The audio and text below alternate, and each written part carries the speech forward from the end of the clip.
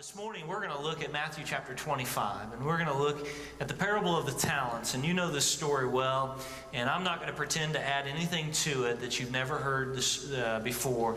I just want to direct our attention to it. And as we do so, with all of that being said, I just want to say that we want to get rid of a couple of presuppositions, I guess you would say, that might be on your mind this morning. The first would be that many times in church we think the pastor wants to talk about money because there's a problem, okay?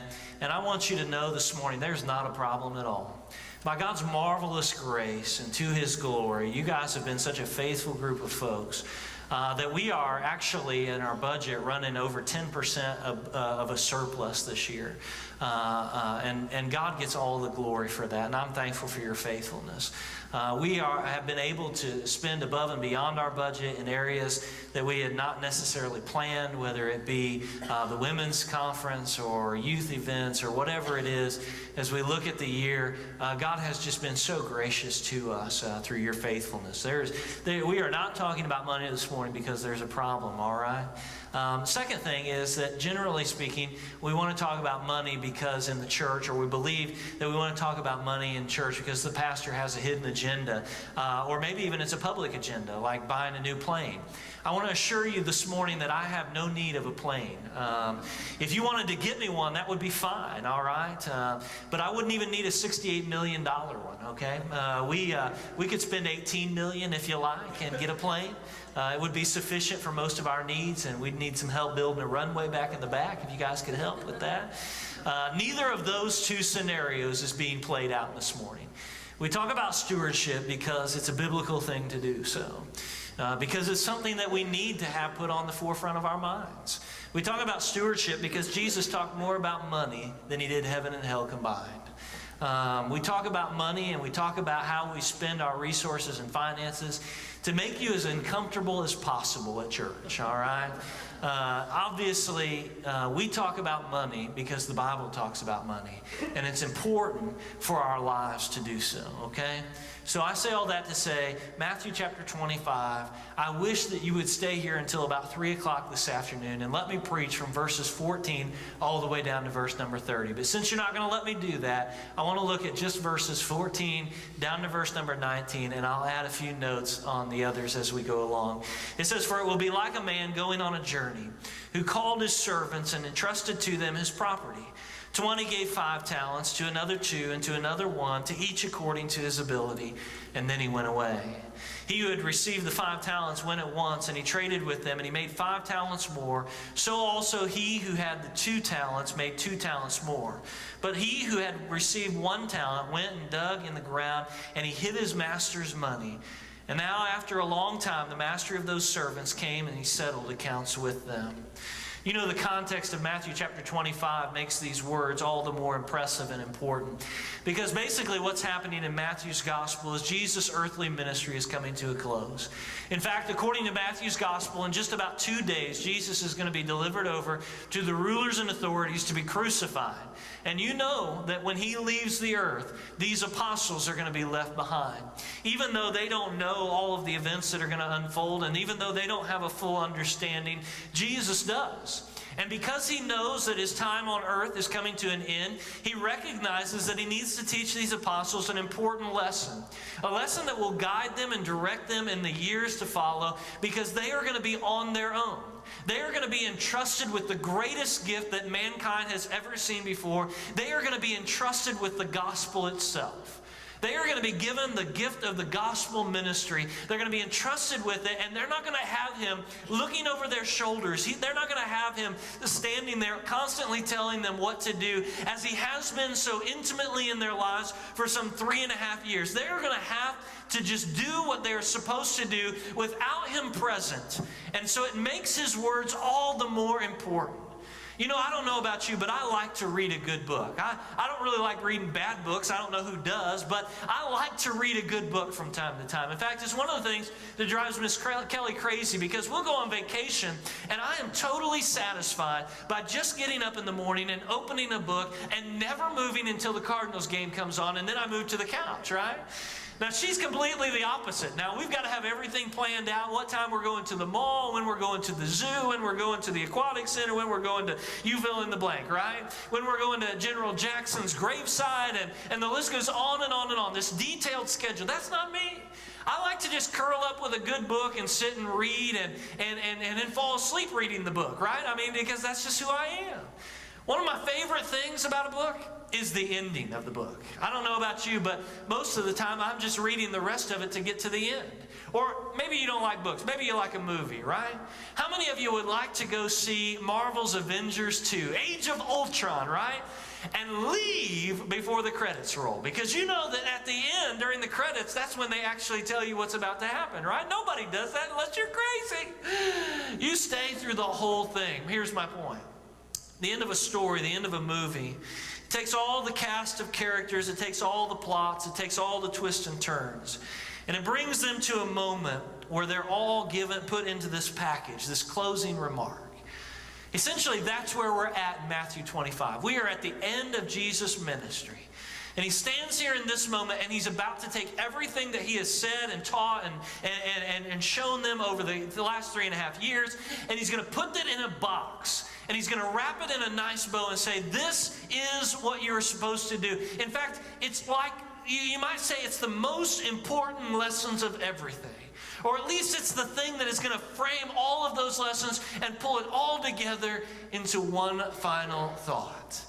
That's why the words of Matthew 25 are so important. The parable of the talents is so much more than a story about giving. It's so much more than a story about faithful and unfaithful servants. It's the story that Jesus would relay as some of his final words to his apostles, some of his last things that he wanted them to know, some of the last things he wanted them to hear, some of the last things that he wanted them to be guided by in his absence. And so for that reason, it's pretty important stuff, isn't it? And naturally, in this conversation, because it's a story about money, there has to be a conversation about how we spend our money. And I want you to know this morning that Jesus said, where your treasure is, there your heart will be also. You know why the majority of divorces, and according to the latest Gallup poll, are the result of poor finances? It's because it's where we put all of our passion. It's where we put all of our energy. It's where we put all of our mindset. In a world so driven by money, our mindset is continually captivated by it. And so that's the cause of fighting within the family. It's the cause of fighting between husband and wife.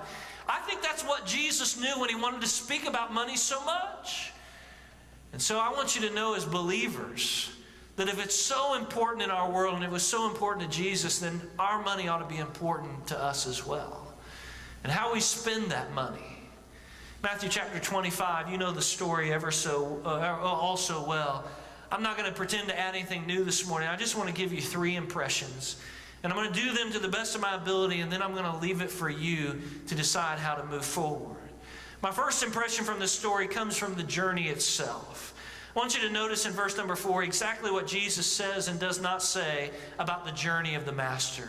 I don't know if you know this or not, but a parable, Jesus explained to his disciples that the reason he spoke in parables was to teach them about the truths of the kingdom of God. In other words, anytime Jesus is speaking about a parable, he is trying to relay to them a truth about himself. He's trying to relay to them a truth about the kingdom of God itself. And so in this moment, as he teaches this story, every aspect of the story itself is meant to tell us a story or a truth about the kingdom of God.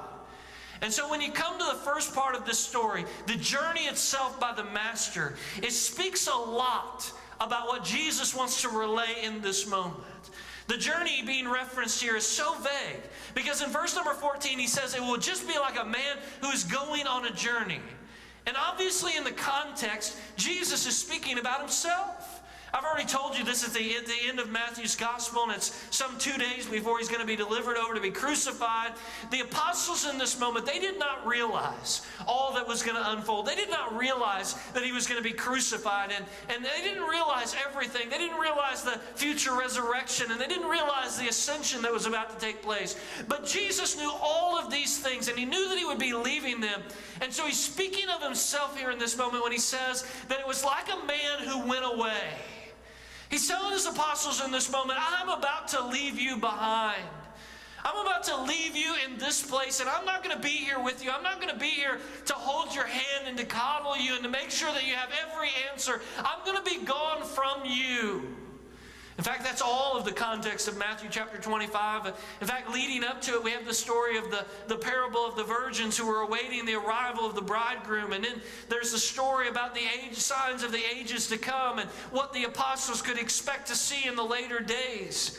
He told them that no man would know the day or the hour upon which he would return. And so Jesus in this moment, as he teaches this parable, is trying at the onset to relay to the disciples one last time, I am about to go away. You're going to be all by yourself. And there's a certain way in which I expect you to live and to deal with that which I am entrusting you with. Regarding this journey, you'll notice that the master leaves the destination totally undefined. Now, you and I know that Jesus knew that his destination was at the right hand of the Father, right? But in this moment, in this parable, he doesn't define that. And the reason why is because it's important to the story itself. You see, the answer is pretty simple when you think about why Jesus would leave it undefined. In the story itself, if the servants knew exactly where the master is going, then they could reasonably assume how long the master would be gone. And Jesus wants to teach them a principle about time management, about money management, about asset management, about all the things that are given to them and how to manage those things. And a part of that truth, a part of that story is teaching them that they don't know how much time there is. And so he begins by describing this journey in such a way that they understood that if they were a servant, if they pictured themselves in this story, when the master said to them, I'm going to go away, and he walked away, having undefined the destination, they would have known in that moment that they had no idea how long he was going to be gone. They didn't know whether they should start getting to work immediately or rather to tarry for a while. On the other hand, if the servants had known where the master was going, they would have immediately hopped to the task because they would have known how much time. You see, the vagueness of the trip is further played out as the parable unfolds, because in verse 15, after he distributes his assets, it's just simply said of him that he went away. Just without any fanfare, he just simply walks away. And then in verse number 19, now after a long time, the master of those servants returned. No explanation as to where he's been or even really how long it was, just that it was a long time. You say, preacher, make your point this morning. Well, here's the point. We are seeing the words of Jesus in this parable come to fruition in our lifetime. You see, when he left the earth and he ascended into the heavens, many assumed that his return back to the earth would be quick. In fact, if you read the Gospel of John, and at the end of the Gospel of John, there were some who actually believed that he would return by the time that John was still alive. He would return in the Apostle John's generation. But that was not the providential plan of God. God's plan was to leave the earth for a long time, an undisclosed, a vague sense of time, as it were. That means that neither the servants of the parable nor you and I today know exactly how long God's journey will be. Now, we may know the destination, that He is at the right hand of the Father, but we don't know just how much time is yet to pass. You see, the truth is this morning that I believe that God, Jesus Christ, could return at this moment. He could return in the next few moments. He could return in the next year. He could return in the next 1,000 years. Or if it was His desire, He could tarry for another 10,000 years. You see, because God's time, God's view of time and mine are not always the same.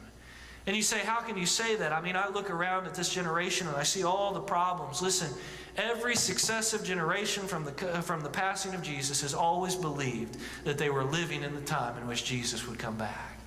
I don't say that in any way to say that I don't think Jesus is coming back. I sure hope He does, and I know many of you are hoping that He does in the next 20 minutes or so, right? I mean, we always wanting Him to come back. But the reality is that God's timing and ours is not the same. And so as Jesus sets this story up, this parable up to His disciples, He was relaying to them the truth that just as the servants had no idea where the Master was going and how long He was going to be gone, you and I operate under the same conditions in the world in which we live. It's kind of like a parent, right, who says to their teenage son or daughter, your mother and I are going to town. right? We're going to do some grocery shopping, and when we return, we expect that you will have cleaned your room, done your homework, and be prepared to go and work when we get back. You know, the parent is intentionally vague in that moment, right? We as parents are being vague because if we tell the teenager, hey, we'll be back in 3 hours, then they know that they have 2.5 hours to sit and watch television, play Halo or Call of Duty or anything else that they want to do before they actually need to get up and do any work. And every parent went, oh, if it was only that so simple. If I could get just the last half hour, I'd be satisfied. On the other hand, because it's vague, the reason that we're vague in such a setting is because it puts the burden on them not to know exactly at what moment we'll be returning. As is the case in our parable, the master is intentionally vague in this moment because it puts the burden on the servant. For the servant has no idea upon which hour the master will return, and it's almost as though he's saying, because you don't know when I'll be back, you better be about the business I am giving you right away. You don't know whether I'll be back in a few moments or a few years. You have no idea. And so he's intentionally vague about the journey, trying to teach us an important principle that he was teaching to the apostles about stewardship in that moment. And that was, because we do not know the master's timetable, we need to be intentional in the moment that we are given. We need to be proactive today about that which God has given to us. The second impression from the story that sticks out to me immediately is the distribution of assets. In verse number 14, the master is preparing for his departure, and he calls his servants together. And he begins to distribute his properties to them, all that he has. And the first thing that is important about that distribution is that he calls these people his servants. I want you to look at this with me. In verse number 14, for it will be like a man going on a journey who called his servants. That word servant gives us a little bit of a truth, or gives us a picture of a truth that needs to be played out in stewardship, and that is the truth about who's really in charge, who really owns that which is being distributed. The picture there that Jesus uses in this parable, the disciples would have understood. It's a picture that was common of a slave in their day. You see, in Jesus' day, there was no middle class. It was either rich or poor. You were either supremely rich and had everything that you wanted, or you were supremely poor and you had nothing at all. There was no middle class, and there was nowhere in the middle. If you were rich, you could have basically whatever you wanted. You could give honor to others. They would bestow honor upon you. And you could continue in this cycle of honor and shame. And you could continue to grow your wealth while the poor were continually oppressed and pushed underfoot. On the other hand, if you were poor, then there was not very little that you had to offer to society, and very little that society had to offer to you. In fact, there's really only two options in Jesus' day if you're poor. The first is that you could be a free poor man. And by that I mean that you're not a slave to anybody, that nobody is your owner or master, but you're free in that moment, but that freedom really doesn't get you very much. You see, because the very definition of poor means that you don't have any money, right? And not having any money is one thing, but the reality is in their day, if you were free and poor, you had no way to ever get any money. You had no way to market yourself because all of the jobs were dependent upon a reference letter, and only the rich and honorable would give reference letters to other rich and honorable individuals. So you had no way of ever rising above your class. You were just kind of stuck. You were stuck right there in this moment where you had no way of ever trying to get out of this economic mess that you might have found yourself in. No land, no job, no nothing whatsoever. You essentially were bankrupt. So the other option for many poor people is not to be free at all, but rather to sell themselves into slavery. Now, when I use that term slavery, immediately your mind probably goes to something that you've learned about, history maybe you've learned about in the history of this great nation. But I want you to forget all of that, because that's totally outside of the cultural context in this moment. So most certainly there were good masters and there were bad masters and so on and so forth in Jesus' day. But the picture here is a servant who sells himself to a good master. And as selling himself to a good master, here's what he did in that moment. He still physically owned nothing, but all of the master's provisions, all that the master had, suddenly became his. You see, if you were a slave of the emperor, then you spoke with the emperor's authority. When you walked into a room, you could even carry more weight and authority than free men if you were the right person's slave. Whatever the master had was yours to have as well. When he had a house, you came and lived in that house. Whatever he wore, you wore. He would bestow on you great clothing of honor because he wanted for others to come and to see this and to see you dressed in such a manner. And so the picture in view here is when an individual is sold to a good master who puts themselves under that authority, who looks to their master for everything. For all of the provision that they would need, for all of the food and the clothing and whatever, all of life's necessities. You see, in fact, many slaves were gracious, had gratitude towards their masters, because this was their only way of having real life, experiencing real life. It's this type of servant that is in view as Jesus lays out this story. Because when in this moment he refers to us as servants in the parable, he's speaking about our condition under the master's authority. Just in this parable, as these servants had given to them what was their master's, but it was not really theirs to keep, not really theirs to own, but it was only entrusted to them. So you and I come under that same authority. When we sell ourselves into the slavery of Christ, as Paul writes it in Romans, I believe it is 6 or 8, can't remember off the top of my head, but as we sell ourselves to that great slave master, what we are doing in that moment is we are putting ourselves under his authority and under his provision. He now becomes chiefly responsible for meeting all of our needs, taking care of our family, providing for us, even the food that comes onto our table. He's chiefly responsible for all of those things. When Jesus gives this parable, the dynamics cannot be misunderstood. He's referring to the disciples in this moment as the servants and himself as the master. And he's speaking about their common condition underneath that master's authority. First of all, that all that we really have is not really ours at all. I like what Miss Jordan said in the video. She said when people think about tithing, they think about giving God 10%, when really it's about God giving us 90%. It's really about the fact that it's all his and we're just coming underneath that authority. You'll notice that in verse number 14 it says that he entrusted it to them. Not that he gave it to them, but that he entrusted it to them. Second of all, when he entrusted each with his assets, he did so with the understanding that it would be enough for them to be provided for in his absence, as well as to be brought back in gain. Now, I want to show you that, so I want you to hang on to it for a few moments, and I'll come back to it. He shows us from the position of this kingdom, in verse number 15, that the master decides how much to give to each servant. It tells us that one of the servants he gave 5 talents, and to another 2, and to another he gave 1. Now in our society there would have been an immediate uproar, and they would have said, that's not fair. Equal wages, right? Equal work, equal wages. We want everything to be exactly the same across the board.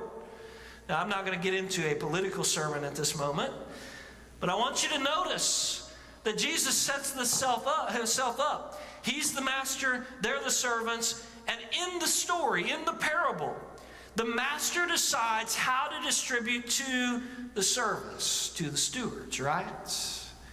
You remember the master was responsible for the servant in this moment, not only producing continual gain in his own assets, but he was also responsible for making sure that each and every servant was taken care of. So, when he gave that 1 talent to the servant, you know what he did? He gave him enough to be provided for. I don't know if maybe we lose the connection with the terms talent, but a talent is about $1.4 million. This guy who got 1 talent couldn't sit there and say, man, I don't know how I'm going to make it, right? I mean, when the master provided for him, he didn't give him a $10 bill and say, best of luck, right? He gave him enough to provide for him in his absence, but also to have something returned to him as a gain. We'll see here in a moment that there's a greater reason for the distribution as it was given, but the master controls the assets. He gives 5 to one, and 2 to another, and 1 to this one.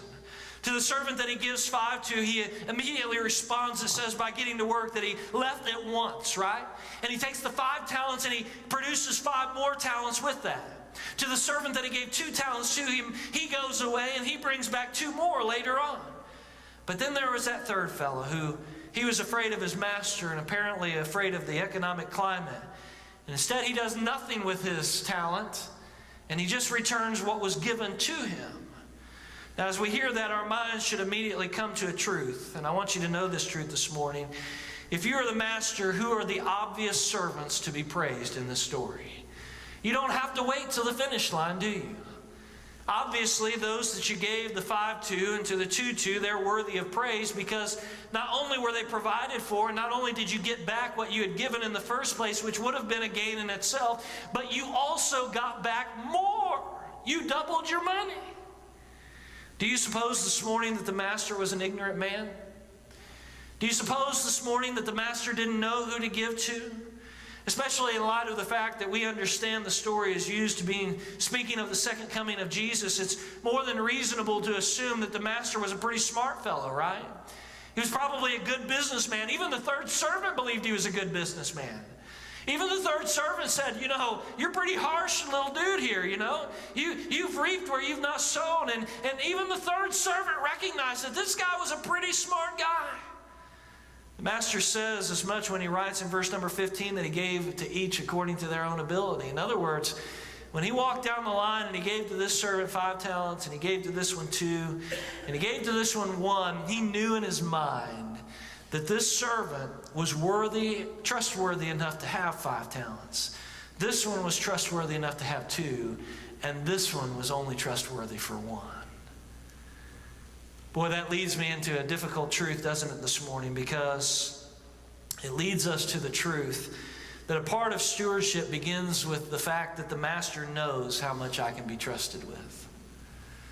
The master knows my ability this morning. He knows your ability this morning. He knows what I'm trustworthy with, and he gives according to each's ability. The first truth about their servitude is so important, because if in this moment the servant with 1 talent begins to question, then it goes back to the master saying, this is exactly why you only have 1 talent. Because you think this is about you. You think this is about what you own, when this is not about those things. Beloved, stewardship begins with our recognition of who the master is, and it continues with the held truth that the master perfectly distributes to each and every one of us according to his own counsel and will. God gives to us according to our faithfulness. He gives to us according to his knowledge of our ability to be faithful with that which he's given. You say, I don't like that. I want more. Listen, be faithful with what God has given to you, and you will receive more. In this moment, the master gave to each of them according to their own ability. And the reason the master gave the talents, I think, is twofold. First of all, to provide for the needs of the people. I mentioned this earlier. Now let me go a little bit more in depth. Think about this for a moment. I have for the past few days. How well do you think that the person who received the 5 talents lived while the master was gone? He probably lived pretty good, right? He was riding the best horse in Jerusalem. You know what I'm saying? Yeah. No, you have no idea. He was riding the best horse in Jerusalem. He had nice garments on. He probably ate at some pretty nice restaurants. He even brought some business partners in and ate there with them. How well do you think the guy with the 2 talents lived while the master was gone? He maybe didn't live quite as well as the guy with the 5 talents. I mean, I'm not good at math, but I think if you take 5 times $1.4 million, that gets you to what, $7 million? And if you take 2 down to times 1.4, that gives you to 2.8, I think, right? I'm pretty close. So 2.8, I mean, that's not something to shake a stick at, but it's not 7 million, right? So he probably lived pretty well, but maybe not as well as the 5. What about that guy that got the 1 talent? How well did he live? And here's the problem with the story. We say, well, it's not fair that this one got 7 and this one got 2.8. I want you to think about something. This guy had $1.4 million at his disposal. And what did he do with it? The story says he went and he dug a hole and he buried it there. Can't you see that little fella sitting there on a stump next to his buried $1.4 million? What's the point? That $1.4 million buried in that moment, it's not doing him any good, nor is it doing the master any good. And one of the things we forget when we talk about stewardship is that when the master goes away, he gives to us everything that is necessary for our lives. And when we decide to act in such a way as to go and bury it in the ground and sit on it, we not only hurt him, but we hurt ourselves in the process. Because he gave that 1 talent, that 1.4, so that that servant could live on it as well. The reason one lived well and the other did not had nothing to do with their starting point. It had everything to do with the response to the master's decree. What did the one with 5 talents do? He went and multiplied it. He kept engaging in business. The one with 2 talents did the same. But the one with 1, he goes and buries it, sitting there on a stump, looking at it on the ground. And probably, if he's like anybody in our society, he looks off into the city, he sees the guy with 5 talents and says, I don't understand. If if the master would just give me 5 talents, I could live like that guy. When all the while he's sitting on $1.4 million buried on the ground. Just sitting there, doing nobody any good. The second reason I think he entrusted the servants with the talents in the manner in which he did is because he knew he wanted a return, and he knew who would provide that return. Verse number 19, it says that the master returned, and upon his arrival, he wanted to, it says directly, settle accounts with them. Now, he had never given them his assets for the purpose of just making them live better or to feel better about themselves. He'd given them his assets so that they would return them to him with interest. He'd given them his talents because he wanted to return home and find that they had produced more. There it is in a simple term, in a simple picture, beloved. The concept of stewardship is that our master owns everything, and he entrusts us with a little bit, with a portion. And that portion is enough to meet our needs and to produce a gain for him. How I wish we could understand the brevity of such a statement. What the master has given you today is enough to not only meet your needs, but also to produce a gain for him. He's given me today and all of you all the things that we have for the purpose of providing for us, but also of bringing him glory and honor. You see, here's the point. God gives you everything that you have. It's not just about money. It's about your family. It's about your time, your talents, and your energies. I would suggest to you this morning there is no such thing as retirement in the kingdom of God. As long as there's air in your lungs, God has given you that air for a reason. God has given you all that you have for a purpose. He wants to see you do something with it. He's given you that for whatever it is, whether it be foster kids or finances or whatever it is. God has given you all that he has given you so that you will be provided for, but also that you can bring glory to him. When you go buy a new vehicle, the question should not be, how can I feel most luxurious? But how can I bring the most glory to God? If God gives you a Lamborghini, listen, use it for the glory of God. Write the gospel all over it. Whatever you need to do. The point is that whatever you have, God has given it to you to meet your need, but also so that you can bring it back to him and to give it back to him with some gain. Impression number 3, and I'll make it ever so quickly, is the responses of stewardship. One of the servants received the 5 talents, and the Bible records that he went at once, verse number 16. I like how it says that. It's almost like the master said, here you go, here's the 5 talents. And as soon as he handed them to him, he didn't even wait to hear if there was anything else to be said. He just, he was gone. He took it and immediately he got to work with what God had given to him. We will call this man the intentional servant. As soon as God gave it to him, as soon as the master entrusted it with him, he didn't have to wait for instruction. He just immediately got about the business. And I think that was because he knew the master's will so much that he didn't have to hear all the instruction. He wasn't like that pesky coworker. You know what I mean, right, guys? You tell them, hey, this is what you need to do, and you walk away. 3 minutes later, hey, could you tell me this and this and this and this? Sure, blah, blah, blah, blah. They walk away. 3 minutes later, hey, one more question. Could you tell me how to... And you answer the question. They walk away. 3 minutes later. Hey, one more question. Would you like me to do this for you?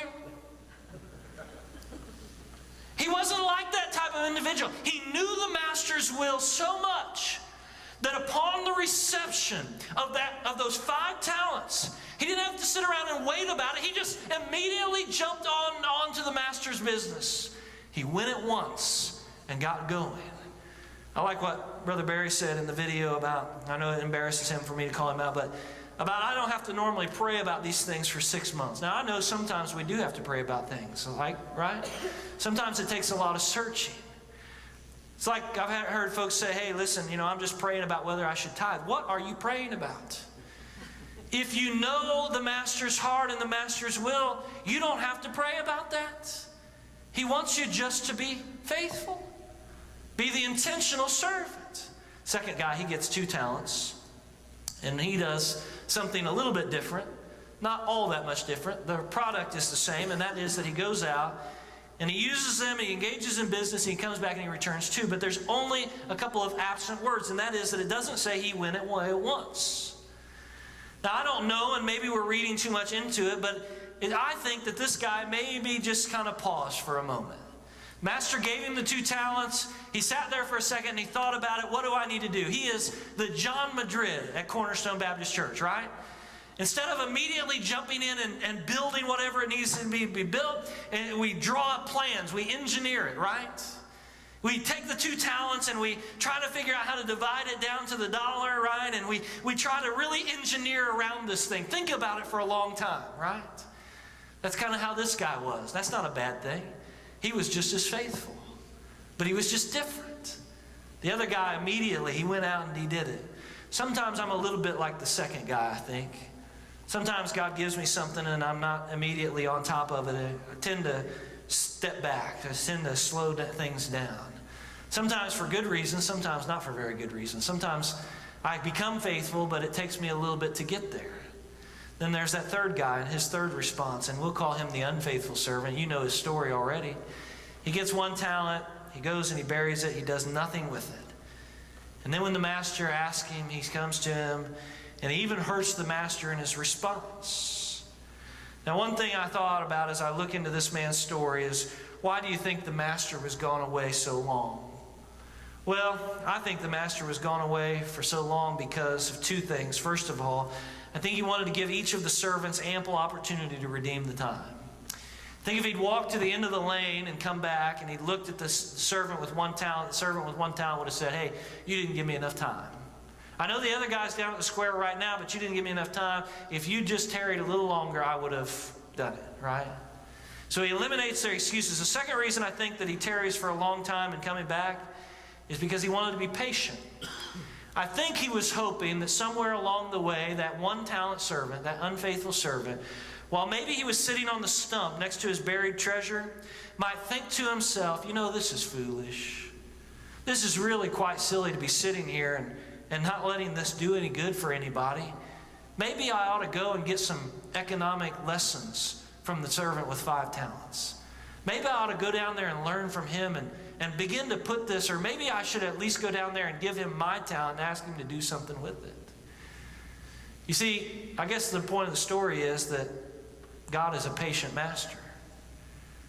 I think the master was giving the servant plenty of time to move from being unfaithful into being faithful. And this morning, I want you to know I'm thankful that God's faithful and patient with me. Because there was times when I was like the 5 talent, there was times when I was like the 2 talent, and there are most certainly times when I'm like the 1 talent. Sitting on what God has given me, not letting it do any good for me or anybody around me, just sitting there on top of it. And I think God sometimes gives us his patience to hopefully let us move from one position to the other. Let me give you a conclusion this morning. I know the hour is late. We'll be done. The conclusion is brought on by a simple question. Which of the servants best describes you this morning? I can't answer that for you. Frankly, I don't have the time to answer it for you if I'm being a good servant. Because the question on my heart should be, what servant best describes me on this day and at this hour? The only person who can answer what type of servant you are is you. It's not up to you to decide whether you get 5 talents or 2 talents or 1 talent. The choice that is given to you is that you would be responsible with whatever it is that God has given to you. And I'm asking for you to decide which type of servant you want to be. Intentional, faithful, or the unfaithful. All right, you were given an envelope. It's been burning a hole in your pocket. You've been trying to decide, what are we going to do with this, all right? You got guesses, you got things in your mind. Let me tell you a little bit about what's in that envelope.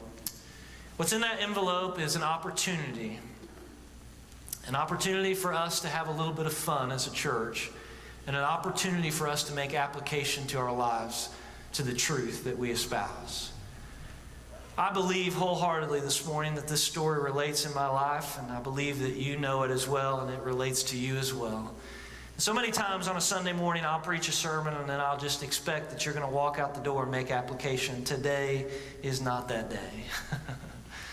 What we want to do over the next 3 months is we want to take this parable of the talents, and we want to put it into practice in our families. Inside of those envelopes, and some of them is a $5 bill, and inside of some of them is a $10 bill, and inside of others is a $20 bill. They're in there at random. They were given to you at random. We didn't know where most of you would sit, although some of you never moved. We could have chosen that, I guess. They were distributed at random. I have no bearing on which one it was, which one you got. But what I want you to do is I want you to take that money, whatever it is that's inside your envelope, your family's money, and I want you to decide what you're going to do with it. You could maybe get with a youth group and decide you're going to do something together. You could maybe work with your family to try to multiply it. You could maybe, I don't know, find an older ladies group and do something with it. We did this at a church that I was at in Illinois a number of years ago.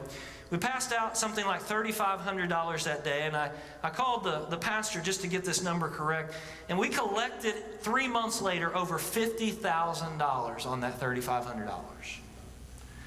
Because the church took the money that was given to them and they said, you know what? Let's just see how faithful we can be with this.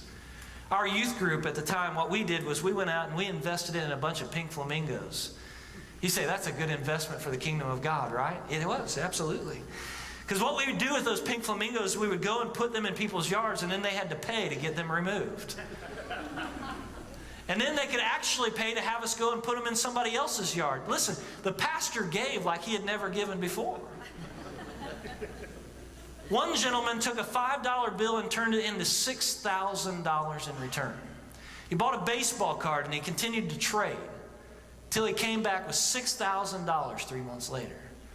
The senior adult group, they decided to take their money and they bought some materials and they crocheted some blankets and they sold them and they gave half to the Missouri Baptist Children's Home, and then they took the other half and they brought back increase on that.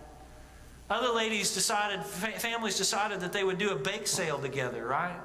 And they took maybe a $5 that was given to them and they bought some resources and they sold some cakes or whatever it was. My job this morning is not to tell you how to do whatever you're going to do. I have no idea what you're going to do with it. But here's what I want you to do. It's not a gimmick. It's not a cliche. It's not just a... Here's what I want you to do with it, and this would be my challenge to you. I want you to teach your family stewardship in this process. So many times I write a check, and we don't ever talk about it in our family because it's just a given that we're going to write that check. I want you to take this money and maybe work with your kids and show them what God can do when even it's just a small amount, like a $5 bill, a $10 bill, or a $20 bill. And I want you to show them how much God can change that and multiply it immeasurably if you're just faithful to Him with it, if you just use it for His glory. I want you to have a little bit of fun with it. Somebody in this room is going to go out and buy a Big Mac with it after church. Chuck Marshall said in the first service he's thankful for you as well. Amen? Somebody's going to go and buy a Big Mac with it. That's your decision. Only you can decide what you're going to do with the amount that was given. I can't decide it for you. But I do believe that we serve a great big God. And I believe that if you were faithful with it, and you tried and you earnestly sought after God with whatever that amount is in those envelopes, that God will multiply it exponentially. And we're going to come back in 3 months at the end of August, and we're going to take a collection on a Sunday. I want you to just continue to work on it until that point. And on that Sunday in August, we're going to come together and we're going to see how God has multiplied this little amount that we've put out there this morning. Be faithful with it. You're a visitor among us for the first time this morning. You're like, man, I don't know what I need to do about this, right? Or maybe you've been visiting for a couple weeks. You're like, what do I do with this? Listen, we'd love for you to come and be a part of this process with us and to learn with us. And if not, that's okay. Have lunch on us today. And then go and tell everybody in town that Cornerstone Baptist Church pays you to come to church, all right? It would be helpful with our attendance. But here's my challenge. Take whatever it is that God has given you in that envelope. Work with your family, your youth group, your friends, your small group. Give it to God and see how He might multiply it and provide increase. Engage in business until He comes back. Stand with me reverently and let's pray. Father, thank you for the day, for the opportunity that you've given us, for this opportunity to worship you, to be reminded of truth, to be reminded that you indeed are the master and we are the servants. All that we have is yours. You've simply entrusted it to us for a little while. And you expect for it to meet our needs, but also you expect for us to give it back to you one day with return. This morning, I pray that you'll take these hearts and you would mold us together for your glory. That we would take whatever we possess, whatever was given to us, and put you to the test and see what you could do if we just be faithful with it. The ideas are going to abound, and I pray that all of them would do nothing but exalt you, glorify and magnify you. Help us to use this as an opportunity to take real truth and apply it to our lives and see what you do with it. I believe you have some lessons you want to teach us, not only about money in this process. I believe you're going to teach us about time management. You're going to teach us about our families. You're going to teach us about a lot of things. And I pray that we'd be receptive over the course of these 3 months to receive those lessons. We love you. We give you the praise and the glory for all that you've done. In Jesus' name, amen.